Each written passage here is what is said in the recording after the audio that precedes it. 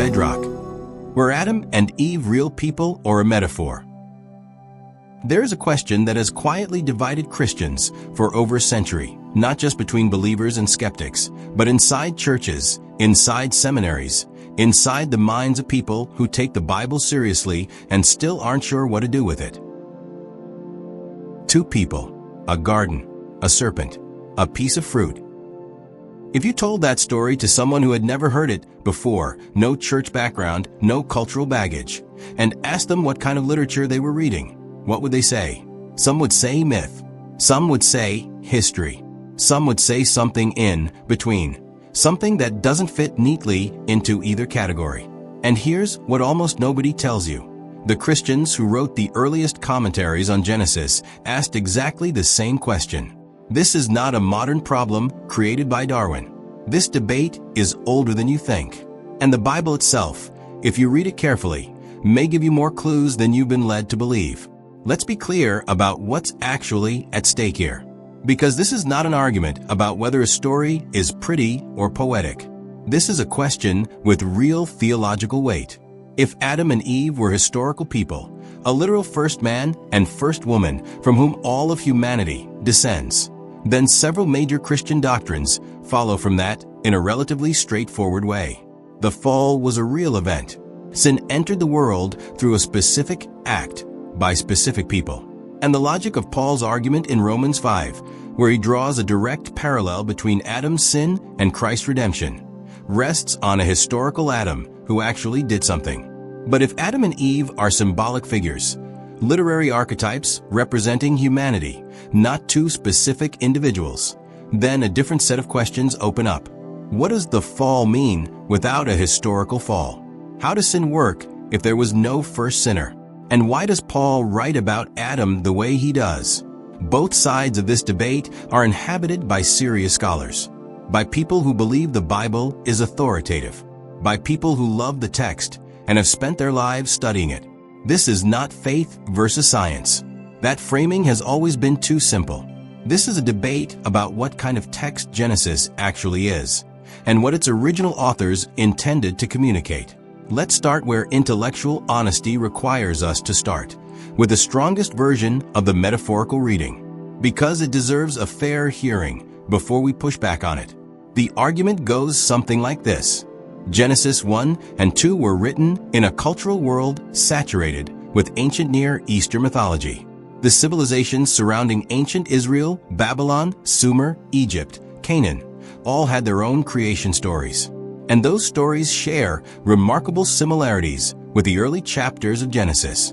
A primordial chaos, a god or gods bringing order, a garden or paradise, humans made from clay, attempts to steal divine knowledge or immortality. The most famous of these parallel texts is the Epic of Gilgamesh, a Babylonian literary masterpiece that predates the final written form of Genesis and includes a flood narrative strikingly similar to the story of Noah. Another text, the Atrahasis Epic, contains a creation story in which humans are fashioned from clay mixed with the blood of a slain god, made to serve the gods and do the work the gods no longer want to do. Now, scholars who see Genesis as primarily theological literature, not historical chronicle, point to these parallels and argue something important. The Genesis authors were not writing in a vacuum. They were writing into a conversation with the surrounding culture. They were taking familiar narrative forms and filling them with a radically different theological content. Not many gods, but one. Not chaos, but order. Not humans as afterthoughts of divine labor, but humans as the crown of creation, made in the image of God. On this reading, Adam and Eve are not historical individuals. They are representative figures. The name Adam literally comes from the Hebrew Adamah, meaning ground or earth. The man made of earth. It's almost too on the nose to be a proper name. Eve, Chava in Hebrew, means life or living. The mother of all the living. These are not names. They are descriptions. And that, the metaphorical reading argues, is the point. Add to this the trees. The tree of life. The tree of the knowledge of good and evil. The serpent who speaks. The cherubim with a flaming sword guarding the way back. These are not the narrative features of a historical record.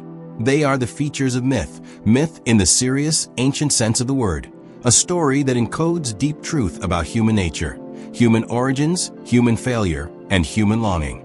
The metaphorical reading says, "The truth of this story is not diminished by understanding it this way. The truth is in the story, not underneath it." The garden tells us something real and important about what humanity is, what went wrong, and what we have lost, regardless of whether it maps onto a specific date in ancient Mesopotamia. This is not a fringe view. It is held by significant biblical scholars across multiple traditions, including theologians who affirm the full authority of Scripture. But now let's examine the other side with equal seriousness.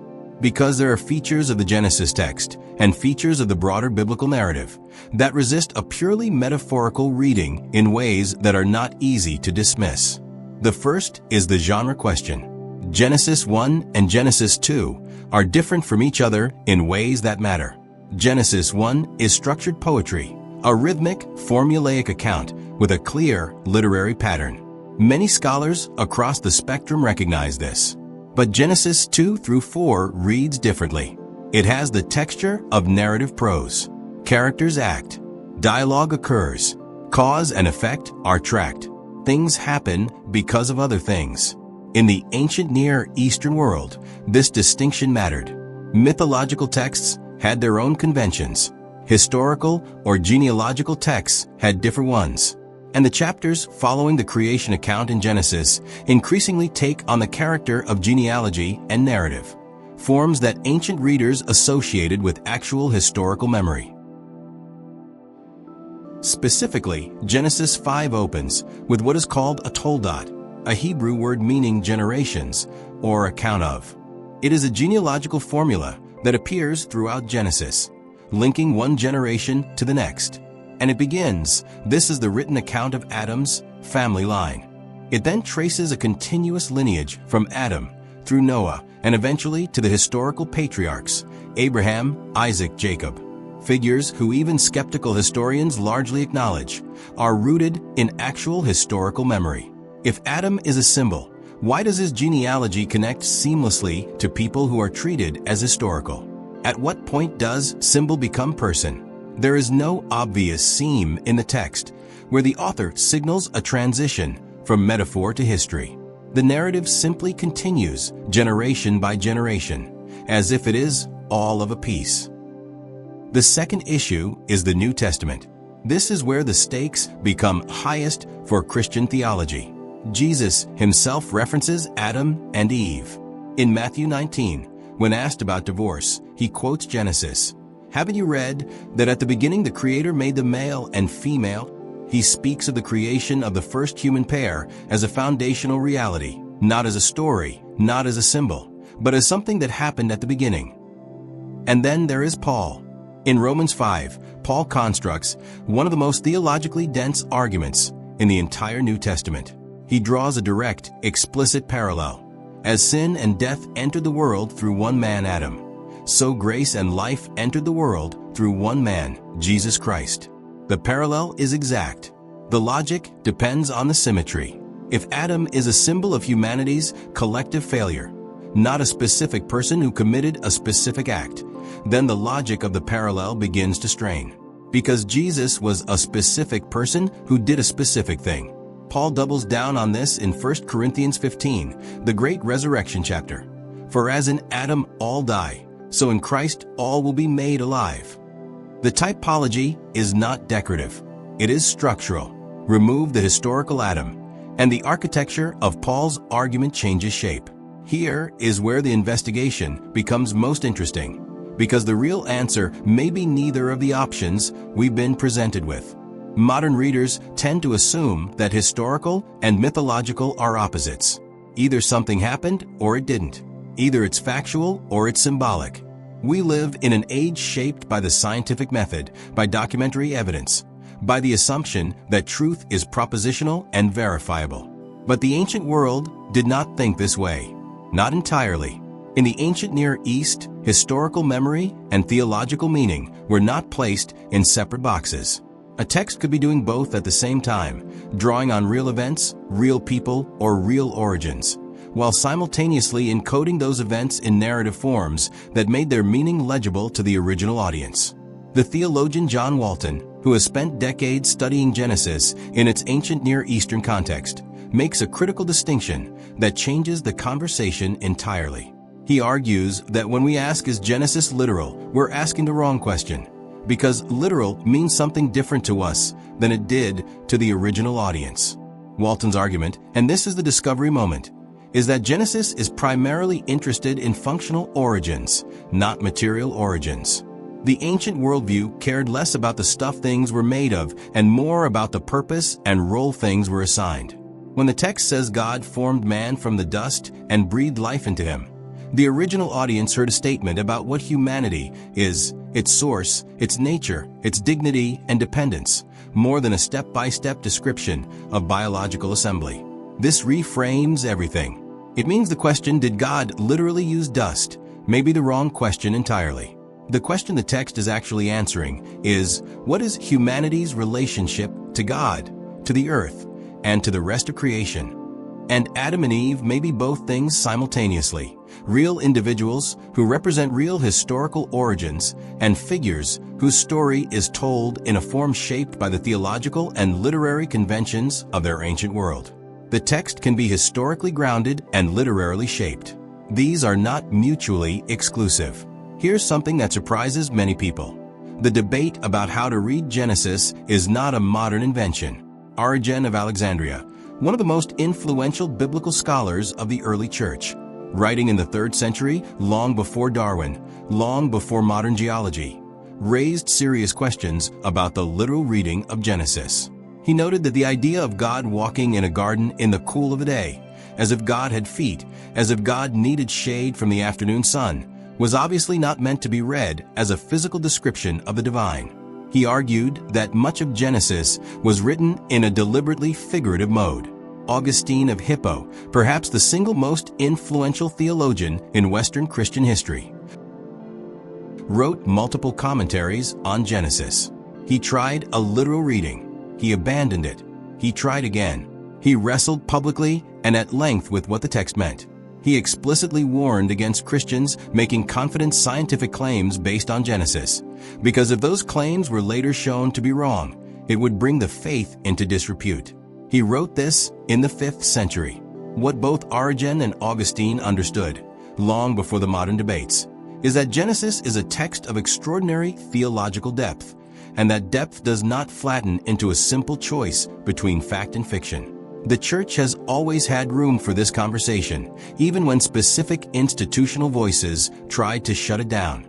We cannot investigate this topic honestly without engaging with the scientific data, because millions of people encounter it and don't know what to do with it. Population genetics, the study of genetic variation within species, has produced findings that create real tension for the traditional view. Specifically, the genetic diversity within the modern human population appears to require a founding population of at least several thousand individuals, not a single pair. The human genome carries a level of variation, in immune system genes especially, that is very difficult to model if all of humanity descended from just 2 people within the last several thousand years. This is the scientific claim, and it is made by serious geneticists, including some who are Christians and who take it seriously precisely because they care about truth. How do Christians who believe in a historical Adam and Eve respond? Several ways. Some argue that the original pair may have been created with genetic diversity already built in, a kind of front-loaded variation. Others argue that Adam and Eve may be better understood as representatives of a larger group, 2 people selected or designated from among an existing human population to bear a special covenant relationship with God. This view, called genealogical Adam and Eve and developed in detail by scientist and Christianess Joshua Swamidass, argues that a historical Adam and Eve could be ancestors of all living humans through genealogical descent, which works differently from genetic descent, without requiring that all human genetic diversity pass through only 2 individuals. This is not a desperate rescue operation. It is serious scholarly and scientific work attempting to hold historical claims and genetic evidence in genuine dialogue. Others, particularly in more progressive Christian traditions, simply accept the metaphorical reading and argue that the theological truth of Genesis is not threatened by what genetics tells us about human origins. What's important to note is that honest, faithful Christians have arrived at different conclusions, and the conversation is still very much ongoing. Let's return to the Bible itself, because there is a detail in the Genesis narrative that almost nobody discusses, and it changes the landscape of this debate. In Genesis 4, after Adam and Eve have been expelled from the garden, and after Cain has killed Abel, Cain is sentenced to wander, and he says something remarkable to God. "Whoever finds me will kill me. Whoever finds me." Who is out there to find him?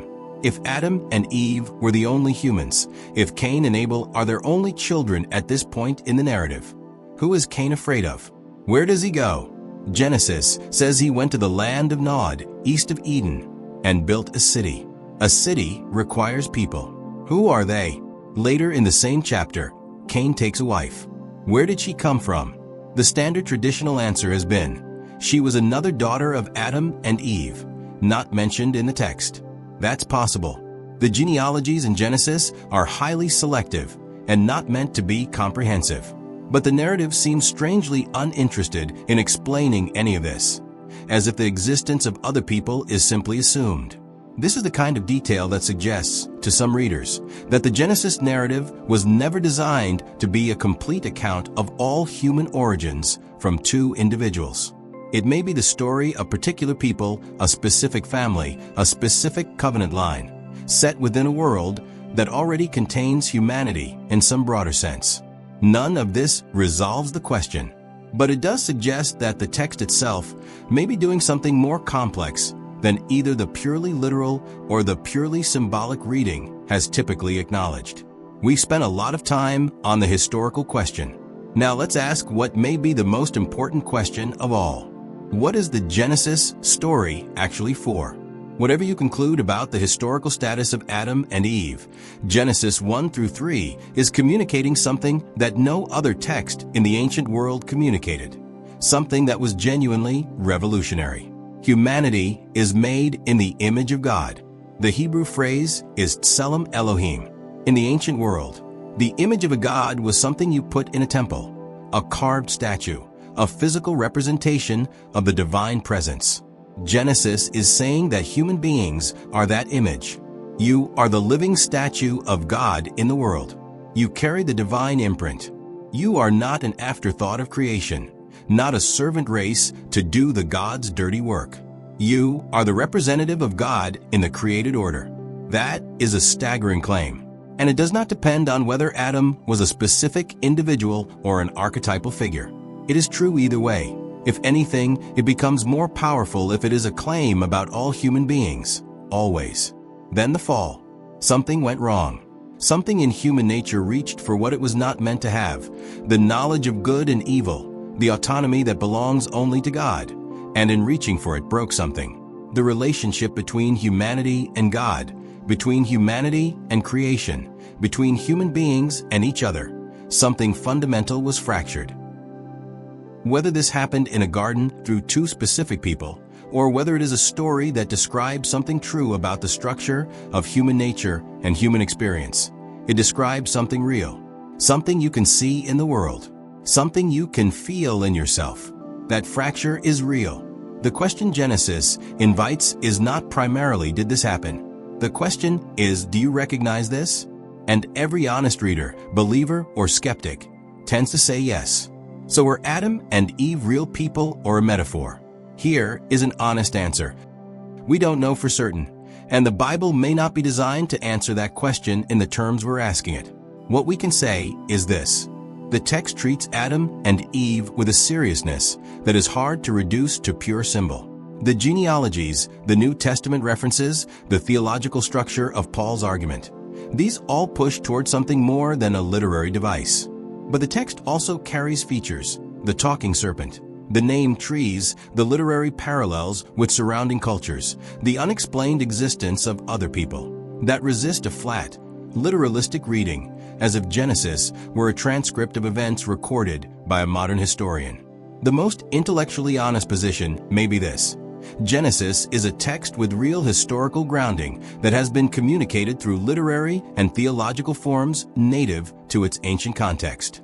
Adam and Eve may well be real individuals, possibly the ancestors of all living humans in a genealogical sense, possibly figures chosen from within an existing humanity to bear a unique covenant relationship, whose story is told in a way designed to convey not merely what happened, but what it means.